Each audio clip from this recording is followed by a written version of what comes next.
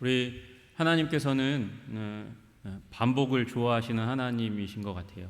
반복을. 왜냐하면 반복해야 이것이 머리에 남고 기억에 남고 삶이 되기 때문에 그렇습니다. 하나님께서 이스라엘 백성들을 구원하셨죠. 구원하신 그 가장 거대하고 위대한 구원의 사건이 구약에서 출애굽의 사건입니다. 출애굽의 사건을 하나님께서 경험하시게 하시고 나서 이제 이스라엘 백성이 가나안에 들어갑니다. 들어가서 이제 정복 전쟁을 하고 지날 때 그때를 대비해서 이미 하나님께서는 모세에게 광야에서 그들이 어떻게 1년간을 지낼지를 말씀해 주셨어요. 그래서 그 농사 짓는 1년의 주기 가운데 이스라엘 백성들이 출애굽했던 그 중요한 사건을 그 안에 축약적으로 이렇게 집어넣어 주셨고 그것을 1년 단위로 이렇게 기억하게 하시는 거죠. 여러분, 우리도 마찬가지입니다. 우리도 이제 예수님이 오셨습니다. 예수님이 오셨고 예수님이 오신 그 사건, 그리고 사심으로 말미암아, 그리고 죽으시고 부활하심으로 말미암아 이 땅 가운데 보여주셨던 주님의 생애와 그분의 죽으심과 부활이 복음의 본체입니다. 구약에서 보여줬던 하나님께서 이 이스라엘 백성들 가운데 보여주셨던 그 출애굽의 역사, 그것도 너무나 위대하고 거대하고 아름다운 것이지만 그것의 본체는 예수 그리스도시거든요. 그래서 예수님을 중심으로 해서 우리는 소위 교회력을 지내고 있는 거예요. 교회력은 언제 시작할까요? 교회력은 우리 한 해가 시작되는 그 즈음보다 약 한 달 먼저 시작하는 겁니다. 우리는 그 시작 가운데 있는 거예요, 사실은. 여러분, 이게 저희가 너무 바쁜 시대를 살아가니까 예수님의 십자가도 묵상하기가 아주 힘든 시대 가운데 살고 있는 것 같아요. 예전에는 이 사순절의 기간을 굉장히 잘 지내왔어요. 예수님을 묵상하고 우리 초기 교회 가운데. 그리고 부활절날 무슨 일이 일어납니까? 부활절날 우리 함께 연합해서 예배드린다고 우리 할머니 때 그랬죠. 흰 옷을 입고 부활절 예배에 이렇게 나아가는 일이 있었어요. 근데 이 흰 옷이 뭐 닮았어요? 소복하고 많이 닮아가지고 부활절을 아침에 믿지 않는 사람들이 귀신을 본 것처럼 그렇게 화들짝 놀라는 일이 많았답니다. 이렇게 흰 옷을 입고 부활절 예배 새벽에 예수님 무덤 가운데 가서 예수님의 부활하신 모습을 보았던 그 여인을 기념해서 모여서 새벽에 우리가 예배 드리는 거잖아요. 그런 일이 있었던 거죠. 여러분, 근데 우리도 이제 사실 이 예수님이 오심의 사건, 이 땅 가운데 오시는 그 성탄절을 앞두고 약 4주간 우리는 함께 4주간의 주일을 지내면서 대림절, 주님께서 오시는 것, 첫 번째 오시는 그 사건, 어드벤트라고 해서 대림절의 기간을 보내는 거예요. 여러분, 그래서 우리 이 앞에 뭐 이렇게 트리 비슷하게 이렇게 트리를 이렇게 갖다 놨는데 현대적인 트리를 가져다 놓았습니다. 이 성탄절을 상징하는 그런 우리 트리를 갖다 놓고 주님의 오심을, 이 땅 가운데 오셨던 사건을 이제 기다리는데, 여러분, 그 기다림이 언제부터 시작됐을까요? 여러분, 제가 사실 이거 3장 말씀을 이렇게 준비하다가 이 아침에 이렇게 보내놓고 우리 교회에 내가 온 지 얼마 안 됐는데, 그죠? 3개월밖에 안 됐는데, 근데 저번에 한번 한 것 같은 느낌이 확 들어온 거예요. 저번에 한번 한 것 같은데 이거 실수한 건가 막. 그런데 여러분, 이게 강조해야 하고 또 반복이 필요한 부분이 있을 것 같다는 생각이 듭니다. 여러분, 대림절, 주님이 이 땅 가운데 메시아께서 오시는 그것을 바라보며 나아갔던 구약의 성도들의 그 열망이 언제부터 시작됐냐? 여기 이 창세기 3장부터 시작됐다는 것이죠. 여기서부터 메시아를 대망하는 일이 일어나는 거예요. 우리 여기 나와 있는 이 본문 가운데 핵심 구절이 뭐냐? 3장 15절 말씀이거든요. 창세기 3장 15절 말씀. 여러분, 이 말씀이 소위 원복음, 원시복음, 원래 첫 번째 복음이라고 일컬어지는 그 내용입니다. 누구에게 말씀하신 거예요? 하나님께서 범죄의 현장 가운데 사실은 아담과 하와에게 말씀하신 게 아니라 누구에게? 뱀에게 말씀하신 거예요. 뱀에게 말씀하시는데 우리는 그런 마음이 있잖아요. 남에게 준 떡이 더 커 보이는. 그래서 이 사단에게 주는 말씀에 더 귀를 기울이는 그런 아담과 하와의 모습처럼, 우리들의 모습처럼 아담과 하와가 그렇게 했고, 그 말들 가운데 소망을 다시 한번 발견하는 거예요. 여러분, 하나님께서 먼저 뱀에게 무슨 말씀을 하십니까? 여호와 하나님이 뱀에게 이르시되 내가 이렇게 하였으니, 어떻게 했습니까? 아담과 하와를 거짓말로 속여서 타락하도록 만들었습니다. 하나님의 말씀을 벗어나도록 하는, 정령 죽으리라 말씀하셨던 그 말씀을 부추겨 가지고 야, 먹어도 안 죽어, 그리고 너는 하나님과 같이 될 거야 라는 그 속임의 말을 함으로 말미암아 아담과 하와가 범죄하도록, 그렇게 하나님의 말씀으로부터 벗어나도록 그렇게 만들었습니다. 그러니까 이렇게 하였으니 내가 모든 가축과 들의 모든 짐승보다 더욱 저주를 받아서 배로 다니고 살아있는 동안 흙을 먹을지니라, 이렇게 말씀하십니다. 여러분, 배로 다닌다는 말은 무엇일까요? 배로 다닌다는 말은 얼굴을 땅에 대고 다닌다는 것을 의미하는 것이에요. 뱀이 사지가 잘라지고요, 이제 얼굴을 어디다? 땅에다 대고 다니는, 배로 기어 다니는, 그렇게 다닐 수밖에 없다고 주님께서 말씀하시는 것은, 사실은 뱀이 그 권세가 꺾였다는 것을 의미하는 것이죠. 뱀이 언제 가장 위협적입니까? 머리를 쳐들면 그때 가장 위협적이죠. 그런데 너는 어떻게 다니냐? 너는 배로 기어 다녀라. 얼굴을 길에 대고 다녀라. 너는 수동적이고 열등한 그런 존재로 다녀야 된다, 그렇게 말씀하시죠. 누구에게요? 마귀에게, 사단에게 그렇게 말씀하시는 거예요. 여러분, 그래서 속지 마십시오. 사단이 나의 인생 가운데 무슨 큰 일을 할 것 같은 그런 거짓된 믿음 가운데 들어가시지 말기를 주님의 이름으로 축복합니다. 여러분, 세상 많은 종교들이 귀신 노름의 두려움 가운데 떨어서 그렇게 힘들어하고 어려워하고 낭망하고 좌절하고 그리고 기절하는 일들이 일어나는 것이죠. 여러분, 사단은 그 권세가 꺾인 존재예요. 수동적이고 그리고 열등한 존재로 공격할 수 없는 그 공격의 권한을 하나님이 끊어내신 그런 연약한 존재, 그 권세를 잃어버린 존재라는 사실을 믿으시기를 주님의 이름으로 축복합니다. 그리고 그가 흙을 먹을 것이라고 말씀하십니다. 흙이 뭐냐? 여러분, 흙은 가장 기초적인 세상의 단위잖아요. 세상을 구성하고 있는, 땅을 구성하고 있는 그 가장 기초적인 단위가 흙입니다. 사실 이 흙이라고 이 번역된 단어조차도 너무나 큰 단어예요. 이게 먼지라는 단어거든요. 먼지. 흙이 아니고 먼지라는, 본래적으로 여러분, 먼지가 음식이라는 말입니다. 흙을 음식으로 삼아서 네가 살 수밖에 없다. 그러니까 흙 먹는 것. 여러분, 가끔 요새 이 유튜브 보다 보면 이 아프리카의 어린아이가 먹을 게 없어가지고 뭘 먹냐 보니까 너 뭐 먹니? 그러니까 흙을 먹어요. 흙을 먹는 모습이 나와요. 여러분, 그게 무슨 의미예요? 가장 비천하고 수치스럽고 그리고 패배한 가장 낮은 자리 가운데 있는 게 흙을 먹는 어린아이의 모습인 것처럼, 여러분, 하나님께서 너는 흙을 먹을지니라 이렇게 말씀하시는 것은 중의적인 의미가 있는 거예요. 첫 번째는 그는 이미 하나님께서 수치를 주셨고 비천하게 만들었고 패배를 당할 수밖에 없는 연약한 존재라는 것이고, 두 번째는 기껏해야 인간의 죽음, 그 언저리에서 기대서 살아갈 수밖에 없는 그런 간악한 존재라는 것을 의미하는 것입니다. 이미 하나님께서 사단을 14절에 심판하셨어요. 여러분, 사단 때문에, 사단의 권세 때문에 여러분 떨지 마시기를 주님의 이름으로 축복합니다. 가끔 사단이 내 남편을 붙들고 있는 것 같고, 가끔 사단이 내 배우자를 붙들고 있는 것 같고, 가끔 사단이 우리의 자녀들을 붙들고 있는 것 같은 그런 불안과 두려움 가운데 있을 때가 있습니다. 그러나 여러분, 떨지 마십시오. 주님께서 그의 사지를 잘라내셨고 그의 고개를 꺾으셨고, 그로 말미암아 결국 그 절망 가운데 속한 사망만을 먹고 살게 할 뿐입니다. 여러분, 용기를 내시고 눈을 들어 주님 바라보시는 여러분 되시기를 주님의 이름으로 축복합니다. 주님께서 15절에 약속하십니다. 내가 너로 여자와 원수가 되게 하고 내 후손도 여자의 후손과 원수가 되게 하겠다. 원수 관계를 만들어 주겠다.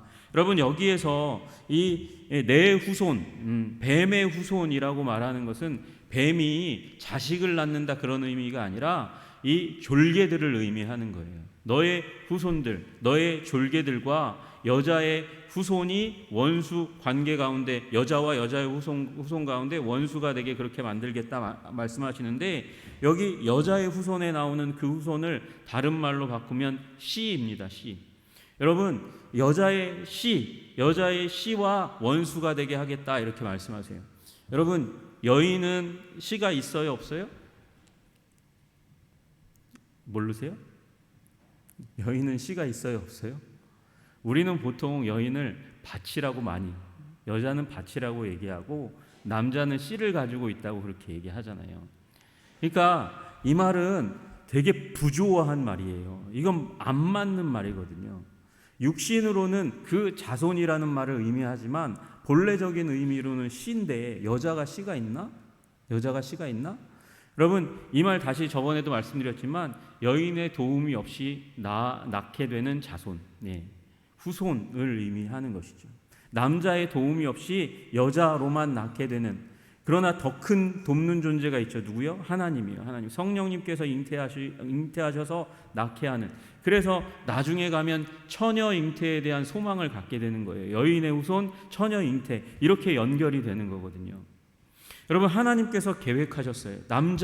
남자의 씨를 갖지 않고 여자와 그리고 하나님의 은혜로 말미암아 태어나는 누군가, 어떤 자손이 오게 될 것인데, 여기가 단수거든요. 단수. 복수가 아니고 단수예요. 수많은 자손을 의미하는 게 아니라 단 하나의 자손을 의미하는 거예요. 메시아는 여러 존재로 이 땅 가운데 오는 게 아니라 단 한 번 역사 가운데 오세요. 그분에 대해서 말씀하고 계신 거예요. 그가 오시면 누구와? 뱀과 뱀의 후손과 원수지간이 되도록 만드시고, 그 여인의 후손이 뱀의 머리를 짓밟게 되는 일이, 뭉개게 하는 일이 일어나게 된다고 말씀하십니다. 그리고 그 전투 가운데 뱀은 누구를요? 여인의 후손의 발꿈치를 물게 되는 일이 일어난다고 말씀하세요. 여러분, 독사에게 물리는 동영상을, 혹시 요새는 동영상의 시대니까 이제 뭐 네이버 지식인의 시대도 갔다 그래요. 궁금한 거 있으면 다 이 유튜브에 친다 그러는데, 왜? 영상이 확실히 더 많은 이 정보를 우리에게 보는 게 굉장히 큰 영향력이 있으니까 유튜브에 보면 그런 것도 가끔 나오는 것 같아요. 뱀에게 물리는 사람. 여러분, 뱀에게 물리면 살이 타들어가요. 그 끔찍한 고통이 찾아와요. 지금 뱀이 여인의 후손의 발꿈치를 문다.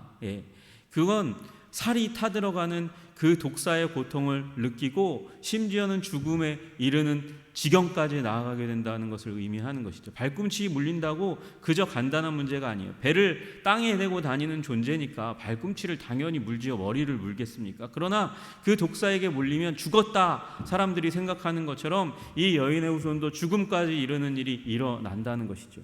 그러나 다 아시다시피 우리 예수님 메시아로 이 땅 가운데 오신 그분은 어떤 분이십니까?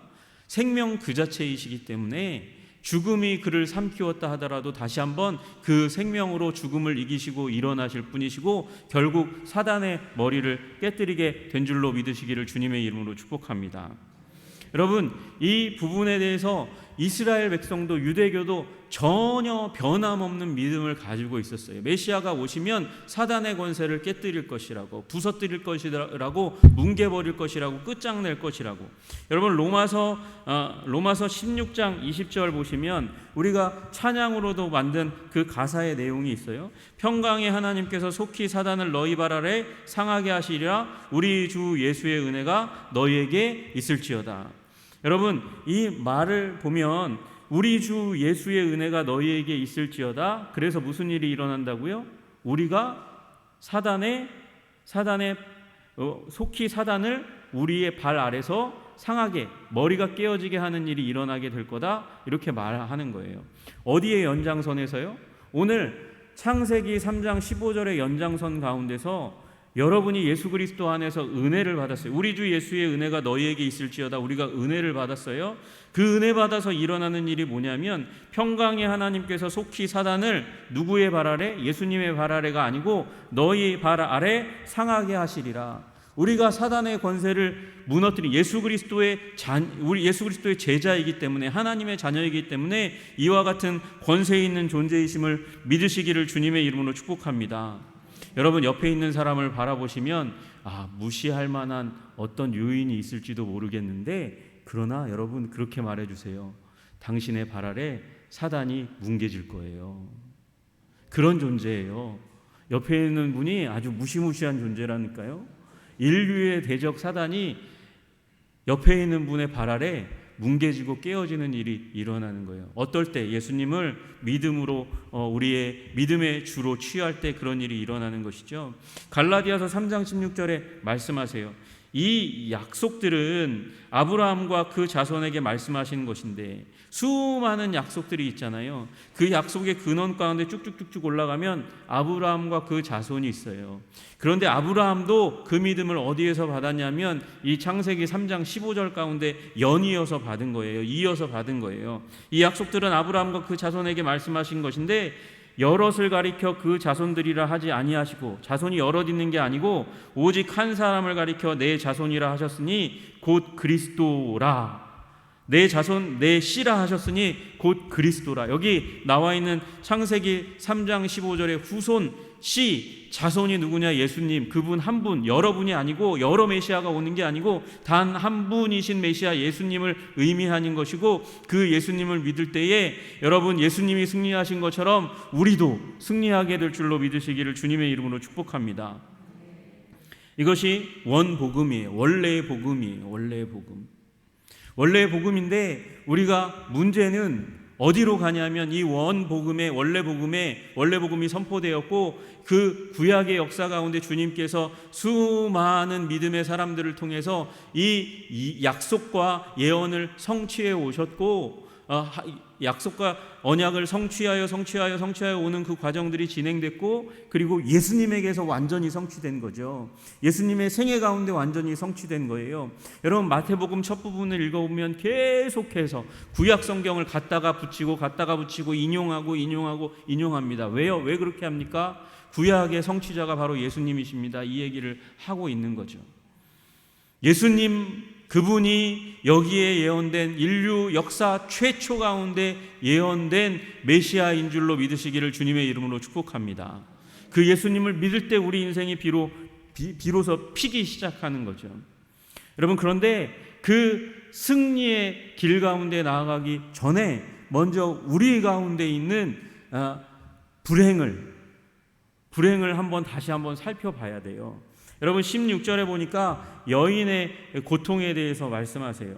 여자에게 이르시되 내게 임신하는 고통을 크게 더하리니 내가 수고하고 자식을 낳을 것이며 너는 남편을 원하고 남편은 너를 다스릴 것이니라. 그렇게 말씀하세요.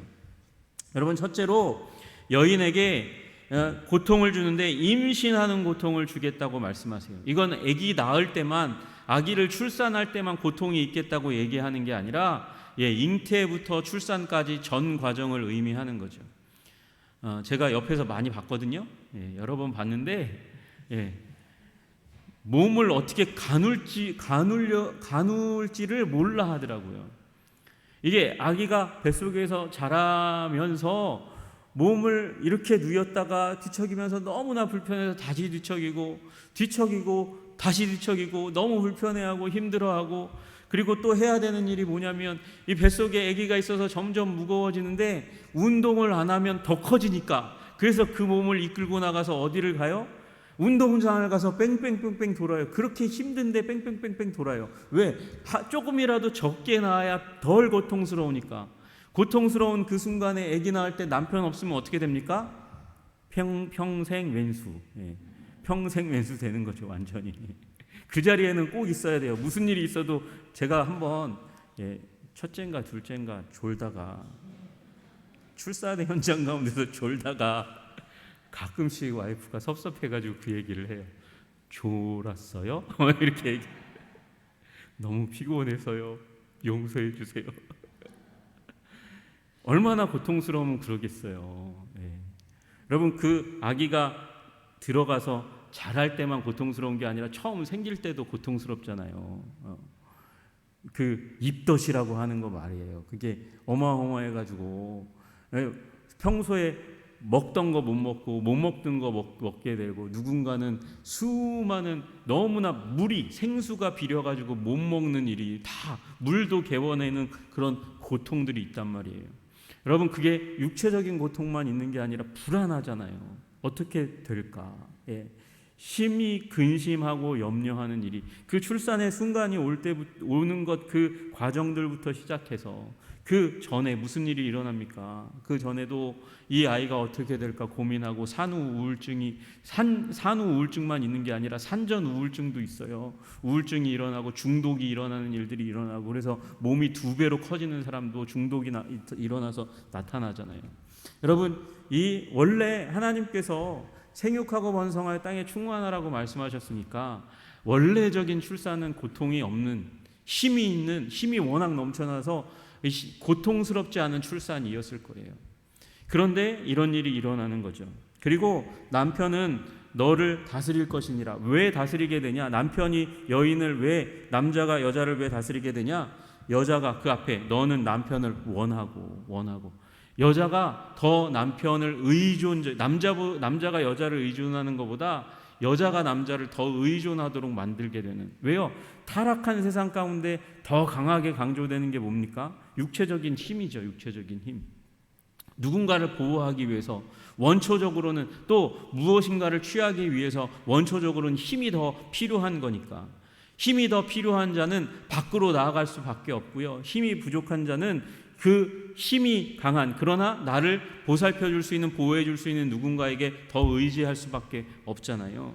그래서 더 원하는 사람이, 더 의존적인 사람이 더 의지하게 될 수밖에 없는데, 여자가 대체로 그렇게 되는 거죠.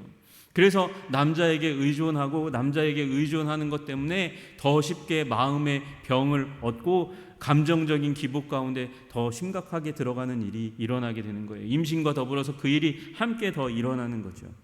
여러분, 그리고 아담에게도 하나님께서 벌을 주십니다. 내가 내 아내의 말을 듣고 내가 내게 먹지 말라 한 나무의 열매를 먹었으니까, 아내의 말을 들었으니까 땅은 너로 말미암아 저주를 받고 너는 평생에 수고하여야 그 소산을 먹으리라. 너로 말미암아 누가 저주를 받았어요? 너로 말미암아 누가 저주를 받았어요? 성경에 보니까 누가 저주를 받았어요? 땅이 저주를 받았어요. 여러분, 노동은 하나님의 축복입니다. 노동은 하나님의 사명입니다. 왜요? 생육하고 번성하여 땅에 충만하라, 정복하고 다스려라. 정복하고, 저 한번 말씀드렸죠. 관리하고, 경작하고, 그리고 다스려라. 통치의 행위를 해라. 여러분, 정치는 가장 하나님을 닮은 행동이에요. 지금 정치인을 보면 도저히 그렇게 느껴지지가 않는데, 정치는 가장 하나님다운 행동이에요. 정치를 잘하면 무슨 일이 일어나나요? 혼란이 일어나는 게 아니라 질서가 나타나게 되죠. 불안이 나타나는 게 아니라 안정감이 나타나게 되는 거예요. 그래서 이런 정치가가 나타나야 하는 거죠. 하나님을 닮은 정치가가 나타나게 하여 주시옵소서. 그런 다스림 가운데, 이 온 땅이 다스림 가운데 들어가기 위해서 무슨 일이 먼저 일어나야 된다고요? 경작하는 일이, 매니지먼트가 일어나야 한다는 거죠. 정복이 먼저 일어나야 해요. 원래 성경의 단어로는. 여러분, 그 일은 노동을 해야, 땀을 흘려야 일어나는 일이에요. 그런데 문제는 남자가 누구의 말을 들었어요? 누구의 말을 안 듣고? 누구의 말을 안 듣고? 하나님 말을 안 듣고. 여러분, 이 말씀을 잘 해석하셔야 돼요. 하나님이 여자를 이 본문 안에는 저주하셨다고 나오지 않아요. 그 얘기는 뭐예요? 우리가 하나님 말씀을 선택하지 않을 때 우리는 저주의 자리 가운데 들어가는 거예요. 저주는 누가 선택했어요? 우리가 선택한 거예요. 아담과 하와가 선택한 것이고요, 우리가 선택한 거예요. 우리가 말씀 가운데 들어가지 않으면 저주의 자리 가운데 들어가는 거예요.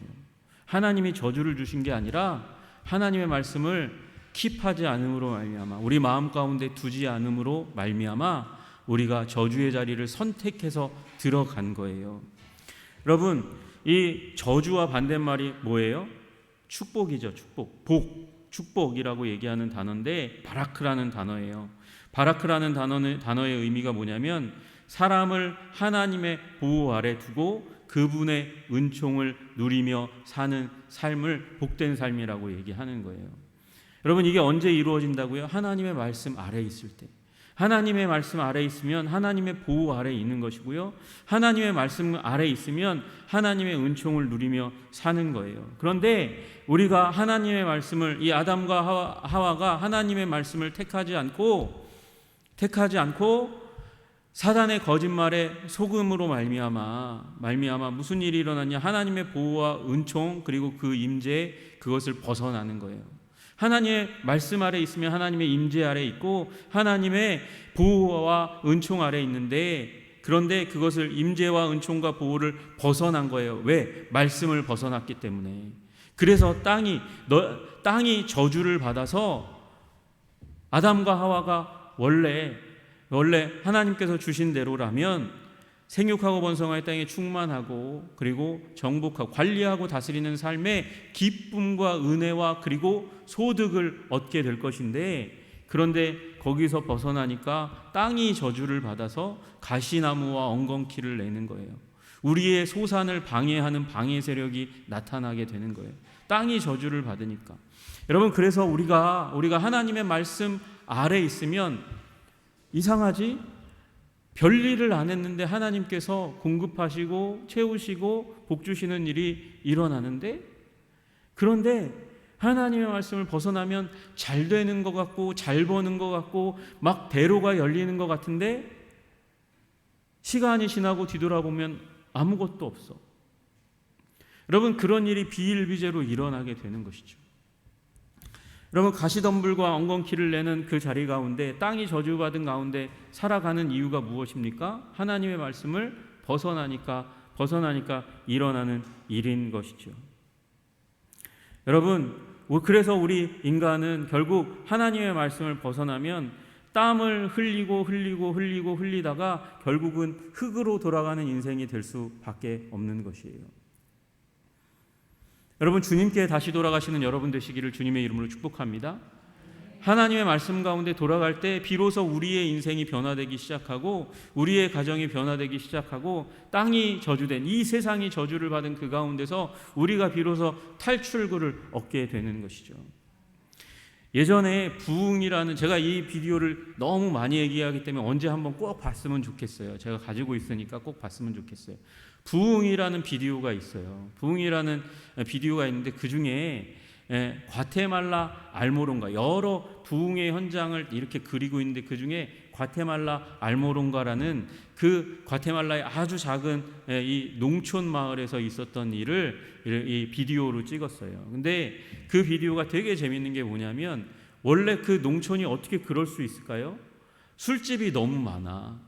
그리고 감옥에 주민들이 들락날락, 너무도 자연스럽게 들락날락 하는 거예요.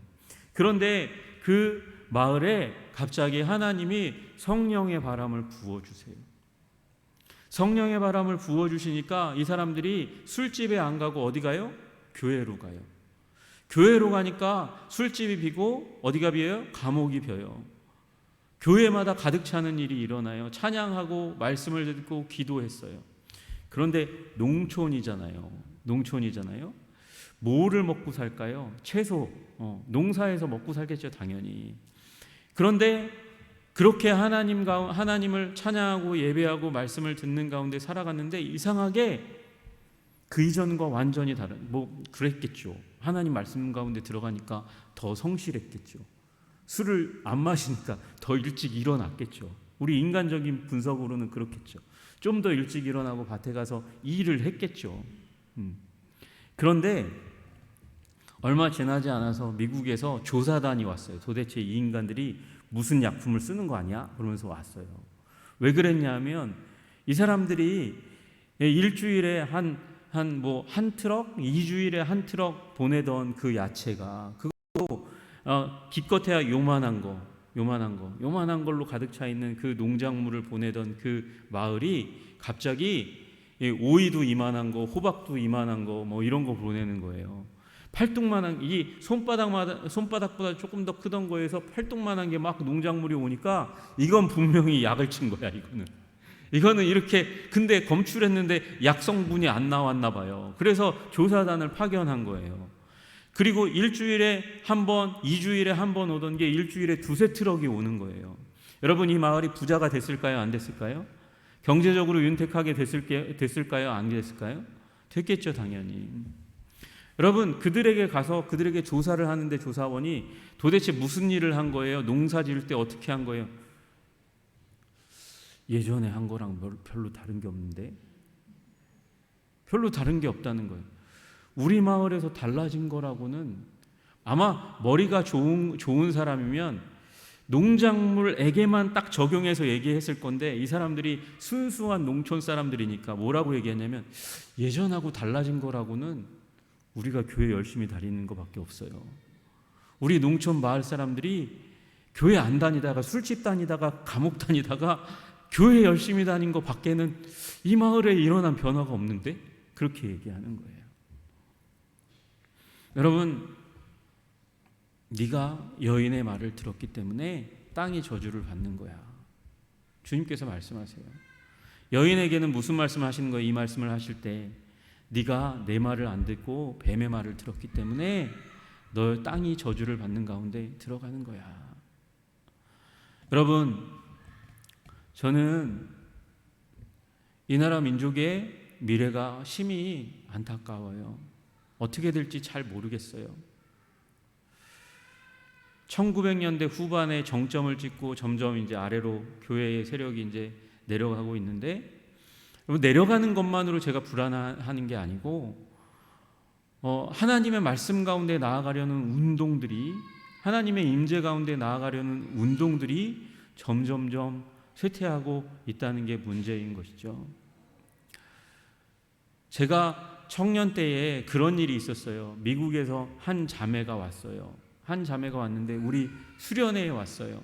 우리는 수련회 가운데 가면 2박 3일, 3박 4일 동안 잘 씻지 못하는 상황 가운데, 잘 먹지 못하는 상황 가운데, 그리고 그 옆에 꼭 있거든요. 코를 드르렁드르렁 고는 아주 그냥 탱크 같은 사람이 있는 그 가운데, 그걸 감수하고서라도 거기에서 함께 모여서 20명, 30명 자는 그 가운데서 자면서 하나님의 은혜를 구하고 하나님의 말씀을 구하고, 그런 시간을 1년에 2번 꼭 가졌는데, 그런데 한 자매가 미국에서 왔는데, 그 자매가 뭐라고 얘기하냐면, 하루 이렇게 딱 있다가, 보통 이제 12시에 출발하거든요. 10시나 11시, 12시 이렇게 출발해가지고 가서 수양관에서 밥을 먹고 이렇게 어쩌고저쩌고 하면 저녁부터 시작이잖아요. 저녁 집회 한번 딱 참석하고 나서 그 자매가 자기는 내려가야 되겠다고 짐을 싸가지고 나는 내려가야 되겠다 그러는 거예요. 왜 그러냐 그랬더니 자기는 침대가 없으면 잠을 잘 수가 없대.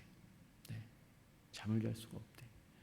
그리고 이렇게 사람들하고 몰려서 자는 것 자기는 불안하대. 여러분, 그런데 지금 우리도 그렇게 된 것 같아요. 불편하면 안 가려고 해요. 불편하면 기도하는 자리도 이젠 가지 않아요. 제가 청년 때만 해도 이제 일주일 동안 있었던 경배와 찬양 집회 가가지고 아침 먹고 찬양하고 점심 먹고 찬양하고, 찬양을 잘 못 불러도 저녁 먹고 찬양하고 찬양하다 쓰러지고 이런 찬양하다 자고 그런 시간을 가졌는데, 목이, 그래서 일주일 정도 지나면 목이 다 쉬어가지고 내려오는 일들이 있었는데, 요새는 그런 집회를 찾아보기가 힘든 것 같아요. 예. 산마다 메우던 기도의 사람들이 점점 사라졌고요. 기도원들도 이제 사람들이 비는 일들이 일어나고, 이제는 정말 절박한 일들만 있으면 그런 금식 기도원에 가는 일이 일어나는 것 같아서 조금 안타까운 마음이 있습니다. 여러분, 중요한 것이, 제가 강조하고 싶은 것은 그런 과거로 완전히 돌아가자 이런 말이 아니고, 여러분의 삶의 기준이 말씀 아래에 있어야 한다는 것입니다. 우리 교회가 어디 아래에 있어야 될까요? 말씀 아래에 있어야 우리 교회가 진짜 복된 교회가 될 줄로 믿습니다. 말씀의 권위를 인정하는 교회. 여러분, 그것은 주님께서 그저 듣기 좋은 말로 이 주의 종을 통해서 말씀하신 게 아니라 창세기 3장에 이미 나와 있는 하나님의 진리입니다.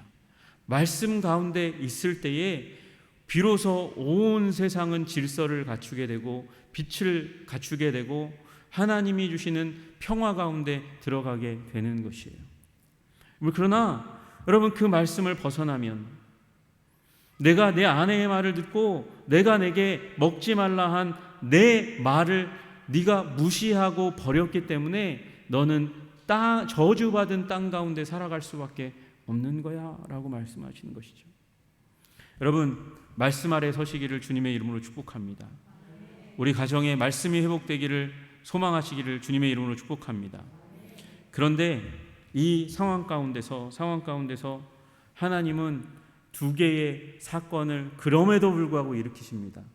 아담의 입술을 통해서 하와에게 뭐라고 얘기하냐면, 이 아내에게 뭐라고 얘기하냐면 당신의 이름은 하와입니다 이렇게 얘기하도록 하시는 거예요. 당신의 이름은 하와입니다. 하와의 뜻은 뭘까요? 생명입니다. 당신은 생명입니다 이렇게 얘기하는 거예요. 남자가, 아담이 아내에게 당신은 생명입니다 이렇게 얘기합니다. 왜요? 여인의 후손. 그 하와를 통해서, 생명을 통해서, 그가 낳는 생명을 통해서 메시아가 오실 것이기 때문에, 온 인류를 회복시키는 놀라운 일이 그렇게 일어날 것이기 때문에, 그래서 여러분, 우리들의 언어 가운데 소망을 품으시기를 주님의 이름으로 축복합니다. 하나님은 이 가운데 저주받은 땅 가운데 우리를 내보내십니다. 에덴을 떠나가게 하십니다. 그러나 여러분, 중요한 거, 우리 인류가, 아담이 드디어 소망을 품기 시작하는 거예요. 당신이 생명입니다. 당신을 통해서 후손이 올 겁니다. 씨가 올 겁니다. 그가 사단의 머리를 부서뜨리고 우리를 완전한 회복 가운데로 다시 이끌어 갈 것입니다. 그렇게 말씀하도록 하시는 것이죠. 여러분, 절망적인 상황 가운데 있더라도 생명의 언어를 여러분의 입 가운데 토해내시면 거기에서 하나님께서 새 역사를 시작하시는 줄로 믿으시기를 주님의 이름으로 축복합니다. 또 하나요, 여호와 하나님이 아담과 그의 아내를 위하여 가죽옷을 지어 입히시니라. 여러분, 옷을 바꾸어 주셨습니다. 어떤 옷에서요? 무슨 옷을 벗어서 이 무화과 나무 잎을 엮어 치마로 삼았다 이렇게 말씀하시는 장면이 7절에 나와 있는데, 그 무화과 잎으로 만든 옷을 벗기시고 가죽옷으로 입히셨어요. 여러분, 무화과 드셔보셨어요? 무화과 잎에서 강조되는 건 무화과예요. 무화과는 좋은 열매죠. 많은 수분을 품고 있고 달기도 한 그런 열매입니다. 여러분, 그런데 그 무화과는 어때요? 잘 상해요. 그거 그냥 딱 가만히 두고 하루만 지나도 거기에 곰팡이가 끼기 시작하는 걸 보게 되는 열매가 무화과예요. 무화과의 잎, 그 연약한 열매 나무의 잎으로 치마를 만들어 주었다. 그 부끄러움을 깨닫기 시작하는, 원래는 옷이 필요 없었어요. 왜냐하면 옷이 필요 없을 정도로 하나님의 보호와 은총이 완벽했으니까. 그래서 벌거벗어도 부끄럽지 않고, 벌거벗어도 보호에 대해서 두려워하지 않고 그런 상황 가운데 있었는데, 이제 주님의 임재가 떠나니까, 주님의 은총이 떠나니까, 주님의 보호가 떠나니까 옷을 입어야 되고 부끄럽게 여겨지는, 가장 가까운 사람으로부터도 공격받을 수 있는 그런 존재, 연약한 존재가 되어버렸잖아요. 그래서 무화과 잎으로 가렸는데 그건 금방 시들어요. 사라져요. 떨어질 수밖에 없는 거예요. 효과가 별로 없어요.